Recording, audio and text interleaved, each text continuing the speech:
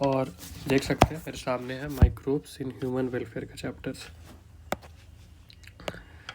Microbes in human welfare का chapter कहा जाता है सबसे इम्पोर्टेंट चैप्टर है, वन ऑफ द से क्वेश्चन बहुत डायरेक्टली पूछा जाने का चांस होता है। इसको हटा देते हैं, ठीक है। तो सबसे पहला अगर हम लोग लाइन इसका पढ़े तो beside microscopic plant and animal, microbes क्या होता है, मेजर कंपोनेंट्स होता है बायोलॉजिकल सिस्टम का इस अर्थ पे। सबसे पहला तो यही लाइन कह रहा है कि माइक्रोब जो होता है वो बायोलॉजिकल सिस्टम ऑफ अर्थ का मेजर कंपोनेंट होता है। अब माइक्रोब्स के बारे में कह रहा है कि माइक्रोब्स हर जगह पाया जाता है। कहाँ पे पाया जाएगा, तो सॉइल पे पाया जाएगा, वाटर पे पाया जाएगा, एयर पे पाया जाएगा, इवन कि हमारे बॉडी में पाया जाएगा और अलग अलग प्लांट और एनिमल की बॉडी पाया जाएगा। तो यहाँ से क्वेश्चन बन सकता है, क्या बन सकता है कि माइक्रोब्स कहाँ कहाँ पाया जाता है। तो माइक्रोब्स हर जगह पाया जाता है, सॉइल में, वाटर में, एयर में, यहाँ तक कि हमारे बॉडी में भी और अलग अलग तरह के बॉडी पे भी। उसके बाद है कि कहाँ पर पाने के इनका चांसेस होता है, तो वहाँ पर भी जहाँ पे other no life forms could be possibly exist. जैसे कि कहाँ पे कह रहा है, सबसे पहला deep inside the geyser like thermal vent, जहाँ पे टेम्परेचर क्या होता है 100 डिग्री सेल्सियस से भी ज़्यादा हो सकता है। Deep in the soil layer of the snow several metre high in the highly acidic environment. ये बनेगा मेरा दूसरा क्वेश्चन। दूसरा क्वेश्चन यहाँ पे कैसे बनेगा, यहाँ पे कह सकता है कि माइक्रोब्स जो होते हैं वो प्रेजेंट एवरीवेयर होता है, ऐसे जगह पे पाए जा सकते हैं जहाँ पे अदर लाइफ फॉर्म्स नहीं हो सकते। कौन कौन सी वैसी जगह हो जाएगी, तो सबसे पहला हो जाएगा deep inside geyser thermal went. उसके बाद क्या हो जाएगा, ऐसा जगह जहाँ पे टेम्परेचर 100 डिग्री सेल्सियस से भी ज़्यादा हो सकता है। फिर डीप इन द सॉइल, फिर स्नो पे भी कह रहा है, स्नो पे, और उसके बाद हो जाएगा एसिडिक इन्वायरमेंट पे भी। अब माइक्रोब्स के बारे में कहा जा रहा है कि माइक्रोब्स किन्हें कहा जाता है एक्चुअली में। तो माइक्रोब्स में छोटे छोटे लिविंग ऑर्गेनिज्म के बारे में कहा जा सकता है। यहाँ पे कौन कौन से को जोड़ा है, तो सबसे पहले जोड़ा है प्रोटोजोआ। प्रोटोजोआ के बाद आ रहा है हमारा बैक्टीरिया, वायरस, वायरोइड्स, प्रियॉन्स, है ना, और एक्सेट्रा जो मैं अपनी तरफ से जोड़ दे रहा हूँ, और इवन की फंगस भी। इन सब को हम लोग किस में रखते हैं, तो माइक्रोब्स में रखते हैं इस लाइन के अकॉर्डिंग। तो ये बनेगा मेरा थर्ड पॉइंट। मैं पॉइंट बाय पॉइंट करके इसलिए दिखा रहा हूँ ताकि आपको याद रहे अच्छे से कौन सा चीज़ कहाँ पर अटैच हो रहा है। अब उसके बाद क्वेश्चन आता है जो कि मतलब मैं जब टेस्ट देता था अपने टाइम पे, जब नीट की तैयारी कर रहा था, तो उस वक्त ये सबसे ज़्यादा पूछा जाने वाला सवाल था कि कौन से ऐसे माइक्रोब्स होते हैं अगर जिनको हम न्यूट्रिटिव मीडिया मतलब या कल्चर मीडिया में डालेंगे तो वो कॉलोनी बनाएंगे। कोई भी माइक्रोब्स को जब हम कल्चर मीडिया में डालते हैं तो कॉलोनीज बनाते हैं, सही बात है। तो वो हमारे नेकेड आई से विजिबल होते हैं। नेकेड आई मतलब कि विजिबल, हम लोग देख सकते हैं उनको आपसे। तो कौन से हो जाएंगे, बैक्टीरिया और फंगस। ये है हमारा चौथा और सबसे इम्पॉर्टेंट क्वेश्चन। क्या हो जाएगा कि माइक्रोब्स कौन कौन से हैं जिन्हें हम न्यूट्रिटिव मीडिया में डालते हैं तो कॉलोनीज बन जाते हैं, तो वो होता है नेकेड आई से, तो वो होते हैं बैक्टीरिया और है फंगस। अब हम लोग इसमें देख सकते हैं कि ये सारा क्वेश्चन बनेगा। अब नेक्स्ट इस पर जाते हैं, इस पेज पे एनसीईआरटी के। तो ये पेज तो डायरेक्टली फिगर वाइज है, तो एक बार फिगर देख लेते हैं एक एक चीज़, ये क्या चीज़ का है। तो ये जो तीनों फिगर दिया हुआ है, ये हो गया, ये हो गया और ये हो गया, तीनों बैक्टीरिया का फिगर है। ये पहला वाला जो है वो दिख रहा होगा आपको, अगर मैं इसको विजिबल करके दिखाऊं तो रॉड शेप का है ना, कुछ इस तरह का है। तो इसको क्या कहेंगे, रॉड शेप्ड बैक्टीरिया। वैसे ये तीनों ही बैक्टीरिया है ना। और हम लोग पढ़े भी हैं पहले 11th में कि बैक्टीरिया जो होते हैं वो अलग अलग शेप का हो सकता है ना। रॉड शेप का हो सकता है, शेप का हो सकता है, विब्रियो जिसको हम लोग बोलते हैं, है ना। और क्या क्या हो सकता है, तो स्फेरिकल हो सकता है, जिसमें ये दिख रहा है कि स्फेरिकल शेप का है। बाकी मुझे लगता है कि नीट इस तरह का क्वेश्चन करता है कि 1501 से 1501 से और ये 50,001 से, ये डायरेक्टली बस आपसे पूछेगा कि ये किस चीज़ का फिगर है, इसका शेप देखे कि रॉड शेप्ड है या स्फेरिकल है या कॉमा है, जो भी है। तो ये साफ साफ दिख रहा है, फिगर से ईजी है। और इसकी अगर बात कर जाए तो ये कौन सा बैक्टीरिया, तो रॉड शेप बैक्टीरियम है, जिसका फ्लैजेला हम लोग देख सकते हैं ना। अगर इसको मैं यहाँ पे बनाऊँ तो ये रहा मेरा रॉड शेप बैक्टीरिया दिख रहा है, और इससे बहुत सारा फ्लैजेला अटैच है जो कि इसमें दिखा रहा है ना। उसके बाद नेक्स्ट जब आते हैं तो ये जो हो जाएगा मेरा, ये है बैक्टीरियोफेज, जिसका 11 में भी हम लोग इसका फिगर बना चुके हैं। तो एक्चुअली इससे क्वेश्चन जो पूछा जाता है वो पूछा जाता है इसके हेडिंग के बारे में, कि इसका फिगर बना दिया जाएगा और फिगर से पूछा जाएगा कि बताओ इसके पार्ट्स का नाम। तो सबसे पहला देखिए जो हो जाएगा, हेड हो जाएगा, ये ऊपर वाला पार्ट है ना। इसमें ऊपर से इसलिए मैं बना रहा था कि आपको और अच्छे से दिखे। उसके बाद ये जो नीचे वाला पार्ट है हो जाएगा कॉलर, फिर आ जाएगा इसका टेल, और ये जो इसका जो मकड़ी जैसे निकला होता है इसको पहले प्लेट्स कहते हैं, और नीचे नीचे जो दाना है वो पिंस है, और उसके बाद प्रॉन्च। फिगर से ज़्यादा क्लियर हो सकता है, अगर चाहे तो इसका हम लोग फिगर एक बार खुद से भी बना के ट्राई कर सकते हैं, है ना। इसका फिगर अगर बनाना जाए बैक्टीरियोफेज का, तो बैक्टीरियोफेज का कुछ इस तरह से फिगर बनेगा कि सबसे पहले तो हम लोग इसका हेड बनाएंगे। हेड कुछ इस तरह का बनेगा, है ना, इसको कहेंगे हम लोग हेड। और हेड के बाद क्या आता है, तो कॉलर आ जाएगा हमारा, जो कि कुछ इस तरह का शेप का होगा। रफ मैं बना रहा हूँ ताकि जल्दी जल्दी बने और समझ में बस आना चाहिए। और देन हमारा बन जाएगा टेल। सीधी सी बात है, हेड, कॉलर और हमारा टेल। टेल के बाद ये जो बन रहा है इसके नीचे, इसको कहते हैं हम लोग प्लेट, और प्लेट से छोटे छोटे छोटे छोटे छोटे पिन जैसे अटैच है, इसको हम लोग पिन कहते हैं। ये हो जाएगा मेरा प्लेट। और इससे जो मकड़ी जैसा निकल रहा है, जो इसको हम लोग पैर कह सकते हैं, है ना, कॉमन वर्ड में तो पैर ही बोलेंगे, तो इसको कहते हैं हम लोग प्रॉन्जेस। तो ये हो जाएगा हमारा बैक्टीरियोफेज का फिगर। अब हम लोग वापस से अगर इसको देखें, तो ये तो बैक्टीरियोफेज इधर हो गया। अब ये बी वाले पे आते हैं, तो ये कौन सा है, तो ये एक ऐसा वायरस है जो कि हमारा रिस्पायरेटरी कॉज करता है, एडेनो वायरस।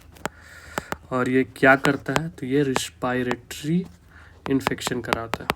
क्वेश्चन यही पूछेगा, अगर आपसे पूछेगा अभी तो, कि एक फिगर बना रहेगा ये, और इसे पूछेगा कि ये क्या है, इसको मतलब डिटेक्ट करो, तो डिटेक्ट क्या करना है, एडेनो वायरस है, रिस्पायरेटरी फंक्शन शो करता है। उसके बाद आते हैं इसके बारे में, तो ये क्या है हमारा TMV, टोबैको मोज़ैक वायरस। सिर्फ फिगर को डिटेक्ट करना, फिगर डिटेक्ट कर लिया तो बहुत चीज़ें आसान हो जाती हैं। उसके बाद 2 कॉलोनीज़ का फिगर है कि ये कॉलोनी और एक ये कॉलोनी, इसमें लिखा हुआ है ये फंगल कॉलोनी है और ये हमारा बैक्टीरिया कॉलोनी है। अगर पूछा जाएगा कि किस डिश में जो ये बर्तन है, जिसको बर्तन कह सकते हैं, डिश, इस डिश का नाम क्या होता है, तो पेट्री डिश, है ना। इससे यही क्वेश्चन बन सकता है, एक तो फिगर दिया जा सकता है कि कौन सा है, और मतलब कि डिश का नाम क्या है जिसमें ग्रो किया जाता है बैक्टीरिया को, तो ये हो जाएगा पेट्री डिश। तो नेक्स्ट हम लोग, है ना, अब आगे बढ़ते हैं, तो इसमें देखेंगे कि क्या लिख रहा है, कि इस चैप्टर के बारे में बात कर रहा है कि हम लोग पढ़ें कि बहुत सारा डिजीज़ काउज करता है ह्यूमन बीइंग में माइक्रोब्स। पर माइक्रोब्स जो होते हैं वो एक्चुअली में सारे के सारे हार्मफुल नहीं होते हैं। तो यहाँ पे से क्वेश्चन बन सकता है कि सारे के सारे जो माइक्रोब्स होते हैं वो हार्मफुल नहीं हो सकते, बहुत सारे यूज़फुल आते हैं, इसलिए तो इस चैप्टर का नाम माइक्रोब्स इन ह्यूमन वेलफेयर। वो ऐसे माइक्रोब्स जिनको हम लोग अपने ह्यूमन वेलफेयर के लिए काम कर सकते हैं। सबसे पहले आ जाएगा microbes in house hold product, मतलब ऐसे माइक्रोब्स जिनको हम लोग अपने घर में यूज़ करते हैं, है ना, डेली बेसिस पे। तो सबसे पहला जो सबसे इंपॉर्टेंट है वो है हमारा लैब।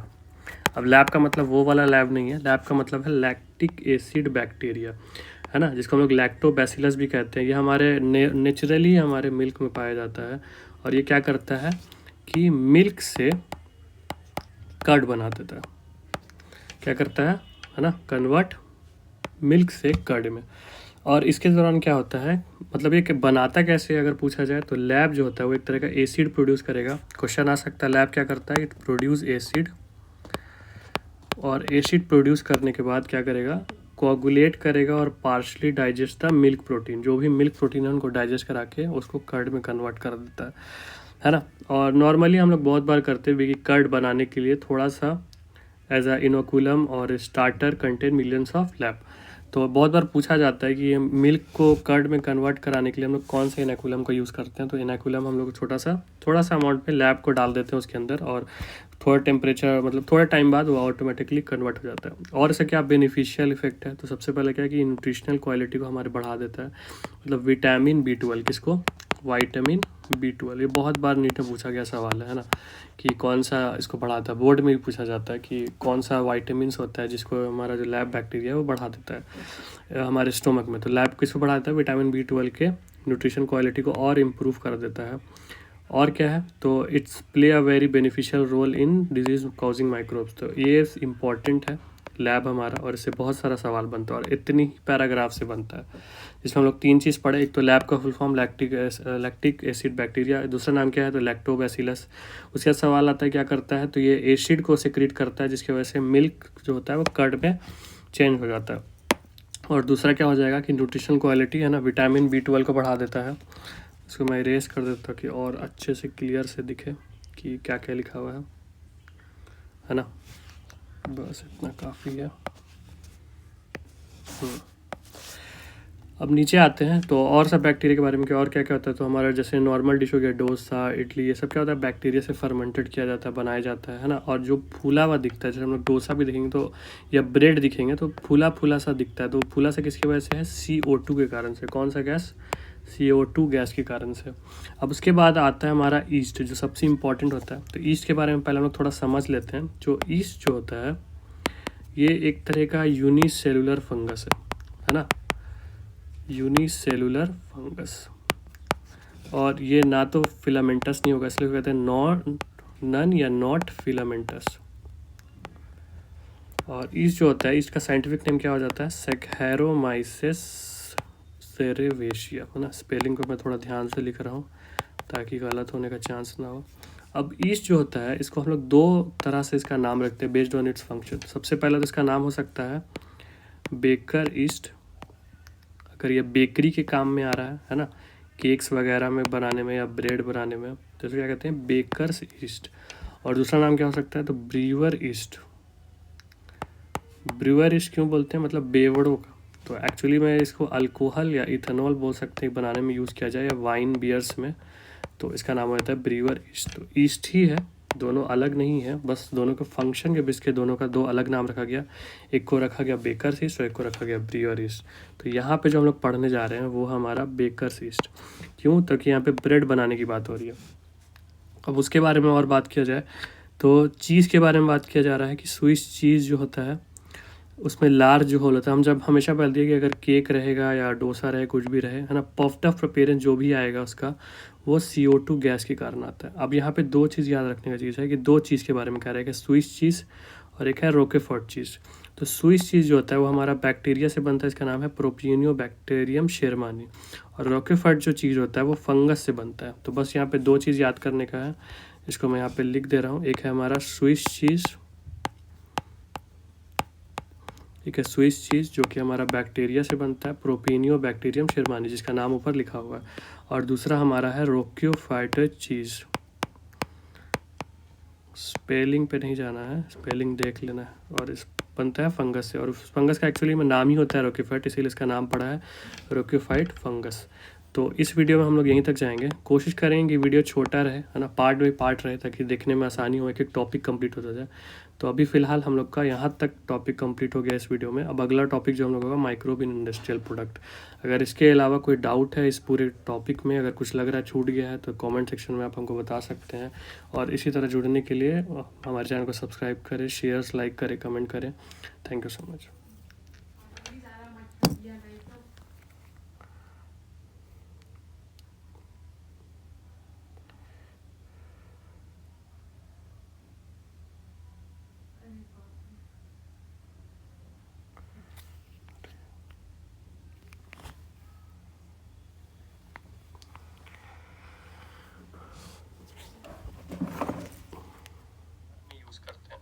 है ना, डेली बेसिस पे। सबसे पहला जो सबसे इम्पोर्टेंट है वो है हमारा लैब। अब लैब का मतलब वो वाला लैब नहीं है, लैब का मतलब है लैक्टिक एसिड बैक्टीरिया, है ना, जिसको हम लोग लैक्टोबैसिलस भी कहते हैं। ये हमारे